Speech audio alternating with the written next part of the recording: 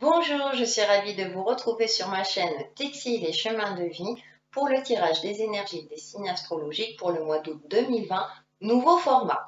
C'est pour ça que je vous fais cette petite vidéo de présentation que vous retrouverez en début de chaque signe, car je vais vous expliquer, décidément je bafouille, ce nouveau format. Donc ce nouveau format, il va consister en quoi? Eh bien, je vais parler de votre tendance générale par rapport à votre signe. Et ensuite, je vais aborder différents domaines, donc notamment le domaine relationnel. Dans le domaine relationnel, nous aurons le côté sentimental, bien entendu, mais aussi votre rapport aux autres. Ensuite, j'aborderai votre domaine professionnel, matériel et financier. Et pour terminer, j'aborderai le domaine spirituel, développement personnel, votre rapport à vous-même, à votre inconscient, à votre esprit, etc. Donc j'espère que ce nouveau format vous plaira. N'hésitez pas à me laisser des commentaires, à me parler de vos ressentis. Je tenais à vous préciser également que ça reste général et qu'il est conseillé également de consulter et son ascendant et son signe lunaire, sans vouloir être astrologue, mais ce sont les influences majeures au niveau de vos énergies. Donc ça peut vous apporter un éclaircissement, voire un complément d'interprétation et ça peut vous permettre d'y voir plus clair. Si vous souhaitez un soin énergétique et ou un tirage personnalisé, vous pouvez m'envoyer un mail sur textilecheminsdevie@gmail.com. Donc je vais vous présenter les jeux que je vais utiliser pour ce mois d'août. Comme ça, eh bien, vous aurez le tout et après on pourra passer au signe. Donc pour la tendance générale, je vais prendre l'oracle Outre Chimère. Et ensuite, pour aborder le domaine relationnel et sentimental, et ça, je sais que ça vous intéresse, je vais prendre une carte oracle de l'oracle des haïkus. Pour le tarot, je vais prendre 3 cartes du tarot de la bienveillance. Et pour terminer, je prendrai une carte, le pouvoir de l'amour. Ensuite, pour aborder le domaine professionnel en carte oracle, je vais prendre une carte, les esprits de la forêt. En tarot, The Light Seer Tarot. Et pour la synthèse, mes alliés de la nature. Pour terminer, enfin, pour aborder le domaine spirituel, donc je prendrai une carte de l'oracle Umrazai. Ensuite, avec le tarot, je prendrai le tarot psychique. Et pour terminer, une carte J'ouvre mes ailes. Bien entendu, lors de l'interprétation, je pourrais faire le lien entre les différents domaines parce que le jeu va s'y prêter, parce que peut-être que vos énergies vont insister sur un point, sur les différents domaines. Donc ça, on le verra en fonction des signes. Et bien sûr, j'allais oublier, pour terminer, vous aurez votre conseil du mois ou votre mantra avec une carte prière aux anges. Donc voilà, je crois que j'ai fait le tour. Eh bien, il n'y a plus qu'à passer au signe. Et on se retrouve pour le tirage des signes astro du mois d'août 2020 et cette vidéo va concerner les scorpions. Allez, on passe de suite en signe solaire, ascendant et lunaire, j'ai failli oublier. On passe tout de suite à la tendance générale vous concernant, amis scorpions. Et en première carte, nous avons l'étreinte de l'épouvantail et la stérilité. D'accord. Et en deuxième carte, nous avons la chrysalide de cristal, l'isolement. Ok. Bon. Je prends un moment pour respirer. Donc pour vous, amis scorpions, le mois d'août, je vous avoue, ça va pas être un mois d'août très facile. Vous aurez peut-être une sensation de solitude, que la situation ou que votre vie est figée. Il y a comme une forme de blocage, de sensation d'isolement, de ne pas trouver sa place sur Terre. C'est comme si les choses n'évoluaient pas dans votre sens. Pour moi, là, les énergies sont des énergies de vigilance, d'accepter qu'il y a des périodes où vous ne pouvez pas interagir, d'accepter éventuellement, si ça vous concerne, si ça vous parle, éventuellement des échecs, que vous ne pouvez pas toujours être en mode réussite. Vous êtes un signe d'eau, vous êtes un signe intuitif, vous êtes efficace dans ce que vous entreprenez. Et parfois, il y a des périodes où malheureusement, on ne peut pas toujours être efficace dans tout ce que l'on entreprend. Donc peut-être qu'il y a une phase d'acceptation à travailler, accepter que tout n'est pas parfait, que voilà, on ne peut pas toujours être dans la réussite. Je sais, ce n'est pas évident. On a des énergies assez dures vous concernant, ça je ne vous le cache pas, parce qu'il y a une forme de savoir renoncer aussi à temps, de ne pas agir en force, de ne pas insister, savoir voilà, savoir prendre du recul et se retirer quand vous voyez qu'il n'y a plus de possibilités, tout simplement. Donc être dans une forme d'acceptation qu'on ne peut pas toujours être en mode réussite. Bien, ça c'est la tendance générale, désolé, c'est comme ça. Comme quoi, hein, même au niveau énergétique, voilà, c'est pas toujours évident. Donc, on va passer aux différents domaines. Et donc, on va voir le domaine relationnel en première ligne. Et donc, en première carte, on a prémonition.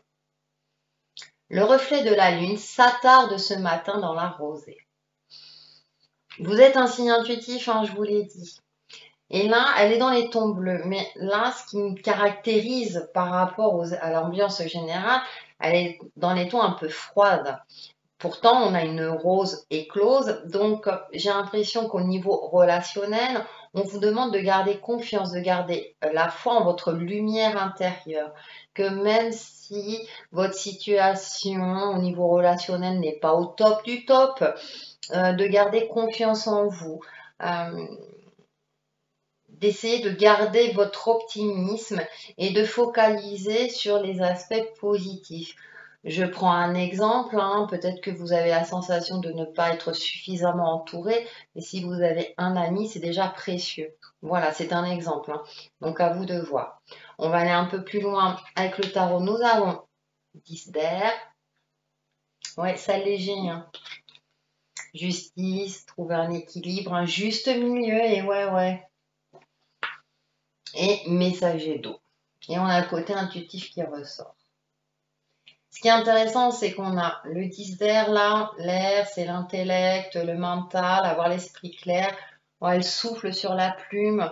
Donc peut-être s'alléger, alléger son mental, arrêter de cogiter, clarifier sa tête, clarifier ses pensées. Pour retrouver une certaine clairvoyance, un juste milieu, peut-être ne pas déformer les propos, ne pas se faire des idées, vous voyez, il y a cette sensation voilà, de voir avec clairvoyance. Hein. Le reflet de la lune s'attarde ce matin dans la rosée, vous voyez, la lune met en lumière nos peurs et nos angoisses, d'accord? Peut-être les prendre en compte et pour que ça ne prenne pas le dessus sur vos émotions, sur votre manière de communiquer. Hein.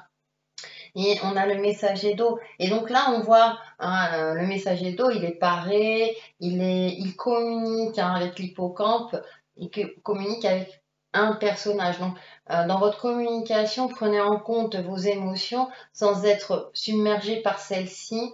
Il y a cette sensation de voir clair et d'être le messager d'eau, ça correspond au valet de coupe. Donc, il y a une nouveauté, il y a quelque chose, un pressentiment, un nouveau pressentiment, mais c'est pas encore tout à fait, c'est pas clair, c'est jeune. Peut-être retrouver aussi une innocence au niveau émotionnel, de retrouver des liens beaucoup plus légers dans vos relations. De ne pas tout prendre pour vous, de ne pas vous alourdir des fardeaux des autres. Vous voyez, un recentrage peut-être sur vous. On voit hein, l'épée, de l'autre, elle a la balance, elle est un peu penchée, mais d'être clairvoyant et de vous protéger quelque part au niveau relationnel. Donc au niveau sentimental, on peut le transposer si vous êtes en couple, attention à votre relation avec votre partenaire, soyez au clair dans votre communication, soyez empathique mais pas trop, ou retrouvez un second souffle dans votre relation sentimentale pour apporter de la nouveauté, quelque chose de plus léger. Donc si vous êtes en vacances, profitez des vacances pour vous amuser. Vous voyez, il y a quelque chose comme ça de retrouver une certaine légèreté pour retrouver une harmonie et un équilibre dans votre relation. Pour les célibataires, effectivement, c'est peut-être arrêter avec les blessures du passé, c'est-à-dire que vos expériences passées peut-être vous bloquent quant à vos éventuelles possibilités, ou bien si vous rencontrez quelqu'un, vous aurez tendance à le comparer à vos ex, par exemple. Donc,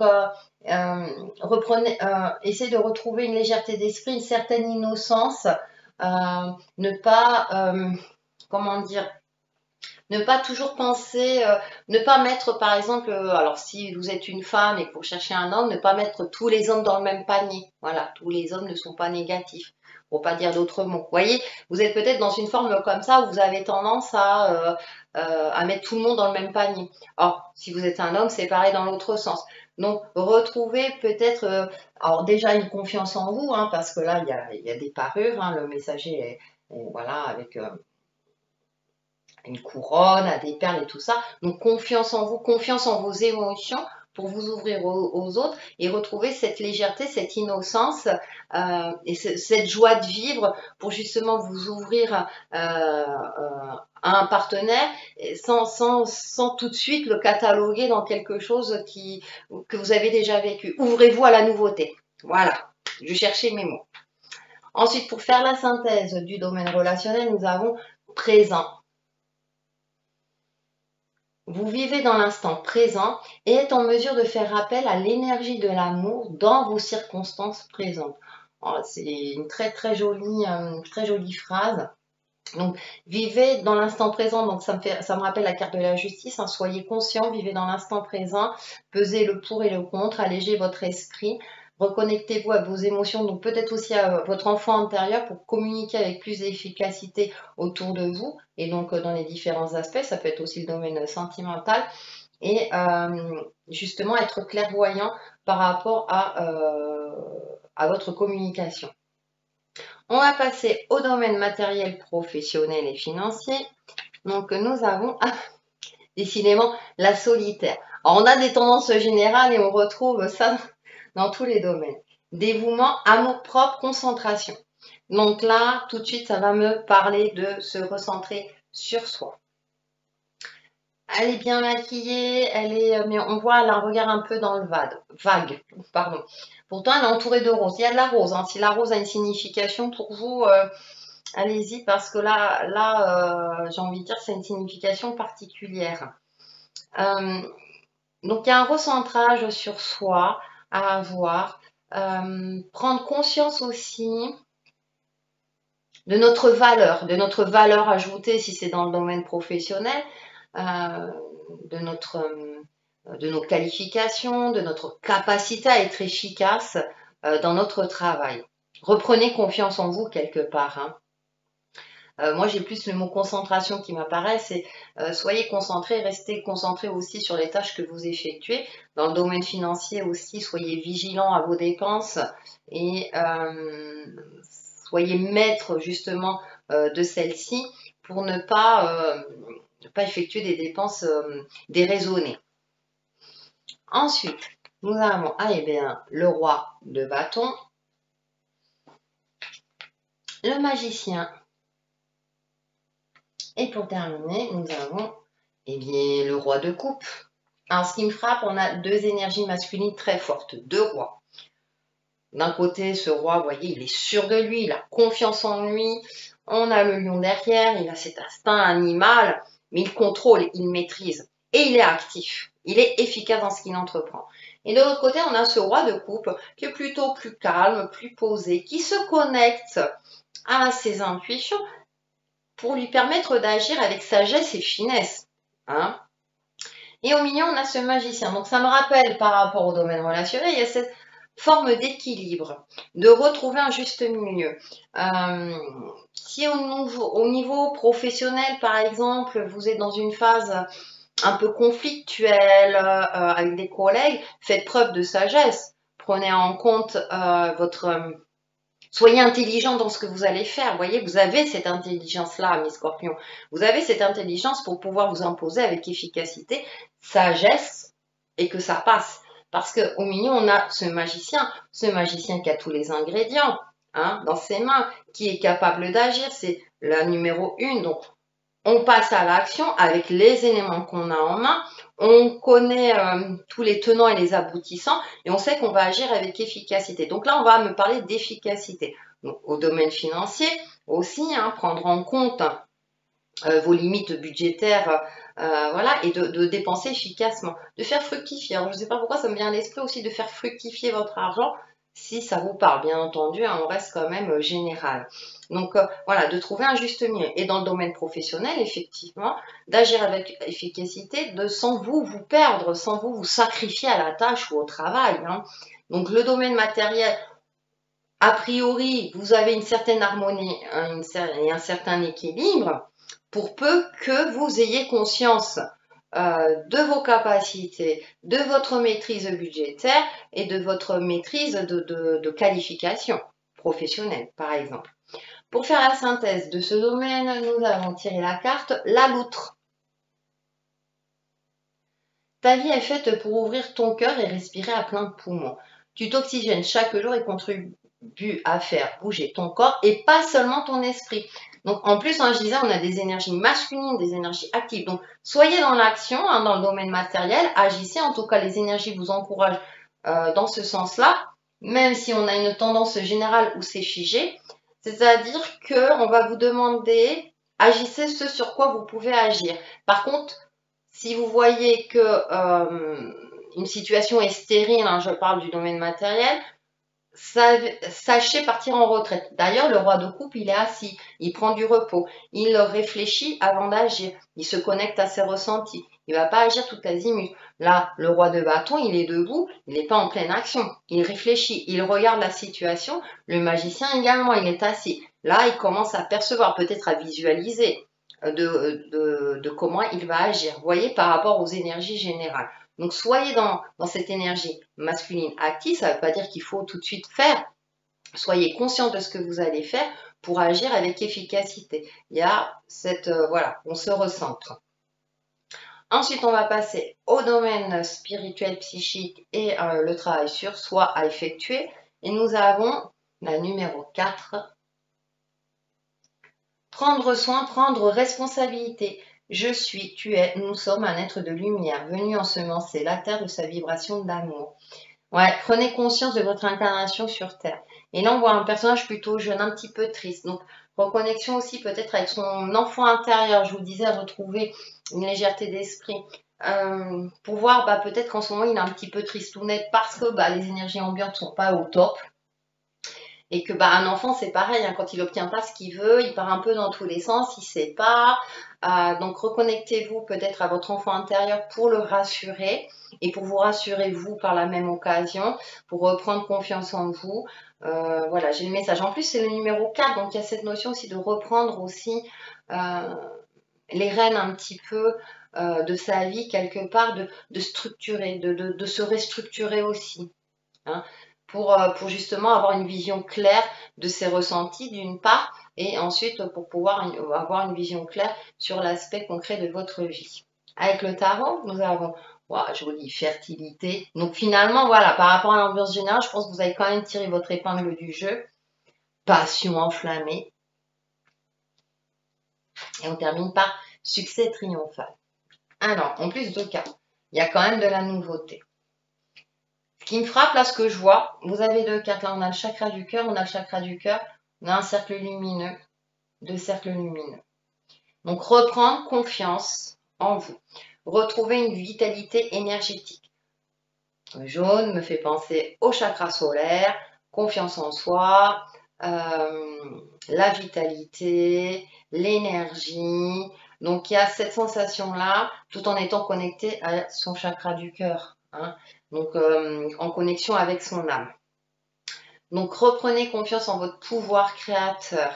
Il y a aussi, avec la carte de la fertilité, j'aime bien parce qu'on voit les arbres avec des petites feuilles, c'est pas encore, donc Travaillez sur vous, sur votre pouvoir énergétique, sur votre vitalité, sur votre confiance en vous pour pouvoir réajuster vos énergies. Peut-être que vos énergies sont un petit peu en baisse. Élevez vos vibrations pour qu'ensuite, au niveau de l'intellect, vous pouvez agir. Parce que là, on voit l'épée essuyer la zone d'ombre, hein, les nuages plutôt foncés, le ciel s'éclaircir. Donc si vous voulez que les choses s'éclaircissent dans votre vie et sortir peut-être d'une situation un petit peu figée ou cette sensation d'isolement, travaillez sur votre côté énergétique, spirituel et intuitif pour pouvoir éclaircir tout ça et reprendre confiance dans son pouvoir de création tout en stabilisant, on va dire, les émotions de son enfant intérieur et retrouver cette énergie vitale, ce côté de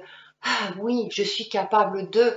Et du coup, là, avec le succès triomphal, avec l'épée, c'est bon, je vais pouvoir, hein, on voit la main sort de terre, c'est bon. Donc il y a aussi l'ancrage, hein, la main sort de terre, hein, c'est concrètement, je vais pouvoir enfin agir pour mon plus grand bien et sortir.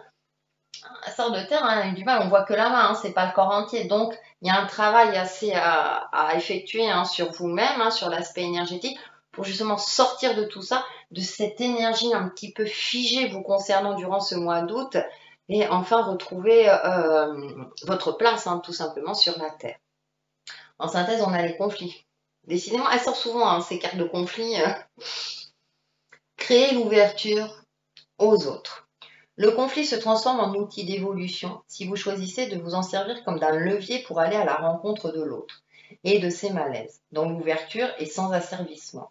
N'ayez pas peur de vous opposer, mais faites-le avec intégrité en faisant de la place aux autres. C'est très intéressant parce que je trouve que ça donne un point de vue complémentaire. C'est-à-dire que vous laissez l'ouverture aux autres, mais attention, ne pas vous laisser envahir aussi dans une situation conflictuelle, certes, mais sachez faire preuve aussi d'honnêteté avec vous-même. Donc déjà aussi hein, au niveau intuitif, hein, soyez clair dans vos intentions, dans vos prières, dans vos demandes, etc. pour que ça puisse ensuite se transposer concrètement dans votre vie. Donc très intéressant. Et bien sûr, pour vous aider dans tout ça, le conseil ou le mantra du mois pour vous, les scorpions, et nous avons changement et transition. Archange Azraël. Merci Azraël de m'accompagner en toute sécurité dans ce changement. Donc je pense que vous avez un changement intérieur à effectuer pour sortir de ces énergies bloquantes, hein, j'ai envie de dire, vous concernant. Donc il y a tout ce travail dans les différents domaines vous concernant pour et vous aider hein, justement l'archange Azraël ou des guides spirituels en général, à vous de voir en fonction de vos croyances, pour vous aider à porter ce changement nécessaire et pour essayer de sortir peut-être d'un blocage, d'une situation stérile, pour vous permettre de retrouver votre place sur cette terre. Donc voilà pour nos amis Scorpions pour le mois d'août 2020 et je vous retrouve très très vite sur ma chaîne Texi et Chemin de Vie. Bye bye!